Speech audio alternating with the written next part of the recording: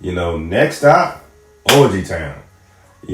First of all, going to an orgy, I don't care what time period it is, going to an orgy with your family member is wild. Granted, I understand incest was a thing back in those days, but damn it, what hell? It still happens today. If any family member sends me an invite for the orgy, yeah, I'm politely declining that Eventbrite. I'm telling you right now.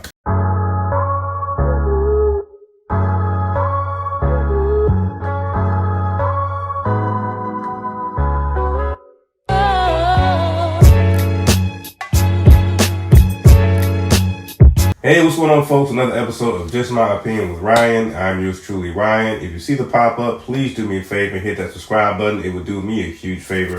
I will be very, very grateful. So yeah, if you don't know by now, whenever Prince Daemon comes on the scene, he's here to cause confusion, chaos, and some self-doubt. And damn it, did he do all three in this episode. Let's just get started with it. Damn it, man. So we start out with Rhaenyra pretty much having like the Game of Thrones version or the medieval version of Tinder or Bumble or whatever dating apps are out there today, Hinge. And so she has a long line of people trying to shoot their shot. She turns down damn near everybody. She's growing very bored of it. I did find it funny the two that they did highlight. First was like an old gentleman who was like around when Rhaenyra's grandmother was young or something like that. So she was like, nah, he's too old, get out of here. And then there was like a boy who was probably 12. He came through trying to shoot a shot, and there was like some guy, some heckler who just kept, hating on the dude for shooting a shot. And so that was when she was fed up. She was like, yeah, I'm done. I'm good. But I did find it satisfying that the dude who kept hating on the young boy got, the young boy said, you know what, I had enough of this dude. And they had a little duel. The young boy got the best of the heckler. Serves him right. Anyway, and let's just get to the nitty gritty. Fast forward a little bit in the episode, Prince Daemon comes back after his stepstones and crab feeder victory or whatever. He's doing a fake humble thing like, oh yeah, I'm here to serve you my crown, King King Viserys. I'm here to serve you my crown. Saying that land is yours, whatever the case is. Just fake humble. And of course, if you're the viewer, you see it from a mile away. This is just some fake humble stuff going on. But nevertheless, I get it. He's your brother. You kind of want to give him the benefit of the doubt, even though you know how Daemon be coming through normally anyway. So, they're bonding and this and the third. Everything was all good. Before you know it, nightfall comes and he sneaks Rhaenyra some clothes to go ahead and sneak out, and he introduces his niece, how the city really is after dark. They go to a play, and in the play, they're, talking down about, making jokes about the kingdom, like, saying, who will be the king? Will it be Daemon, Rhaenyra, or Aegon? It can't be Rhaenyra because she don't have a dick. Just all this type of stuff. And of course, Rhaenyra was turned off by it. Pardon me. I actually thought he introduced her to that play to kind of like try to turn her off from being, next in command to have the throne. But nah, it gets darker than that. Next stop, Orgy Town. First of all, going to an orgy, I don't care what time period it is, going to an orgy with your family member is wild. Granted, I understand incest was a thing back in those days, but damn it, what hell? It still happens today. If any family member sends me an invite for the orgy, yeah, I'm politely declining that Eventbrite. I'm telling you right now. But granted, the most I went to the strip club, gentleman's club with my cousins, but that's it was a bachelor party. Somebody was getting married. That's as far as it went. But an orgy, kind of crazy. So anyway, it goes to the orgy. Gasses Rhaenyra up a little bit, and Daemon and Rhaenyra is making out with no costumes to hide their identities, and they just making out heavy, this and the third. They about to, do what it do. And then Daemon stops last minute and just ditches her at the orgy. Too little, too late. Everybody and their mama at the orgy saw the royal uncle and niece, at least make out.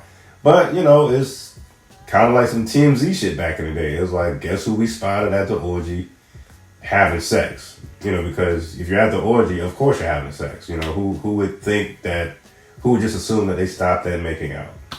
And that's where the chaos definitely just begins. Rhaenyra, leaves the orgy.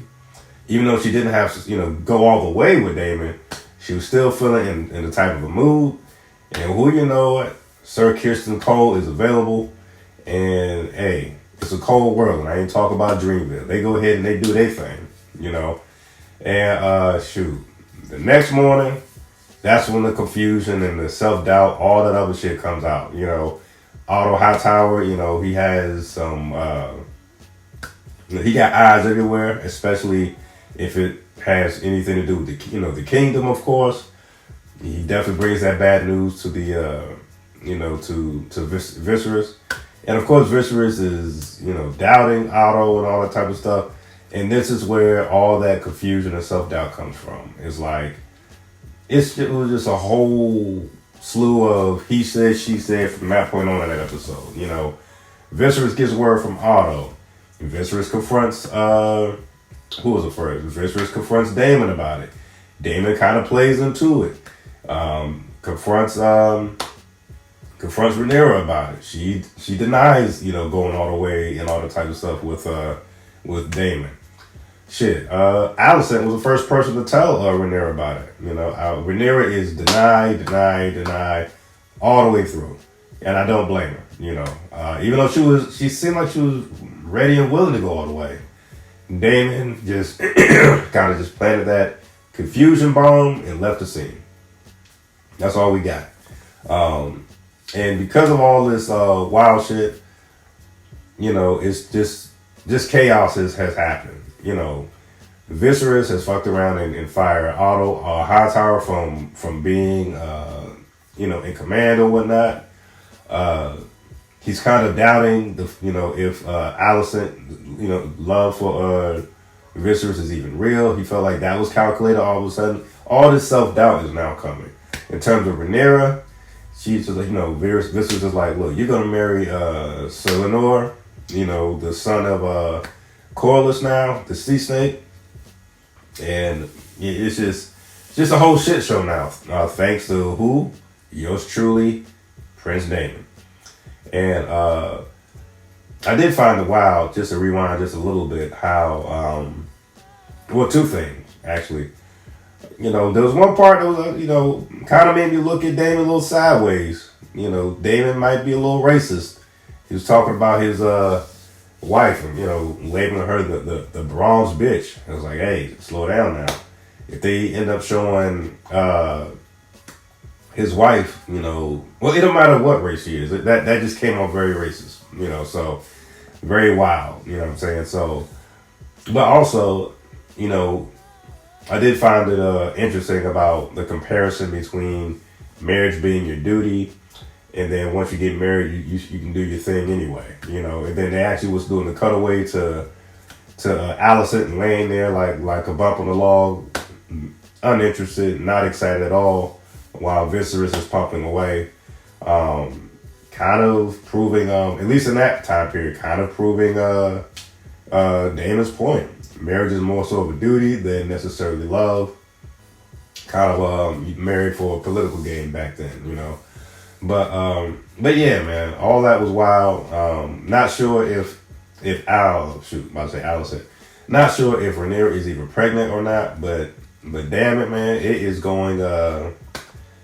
That was a wild way to end the episode. Like, well, first of all, if she is pregnant, it's definitely Cole, not Daemon's, clearly. But it was wild how the episode ended. We got Viserys wanting to serve his daughter a Plan BT.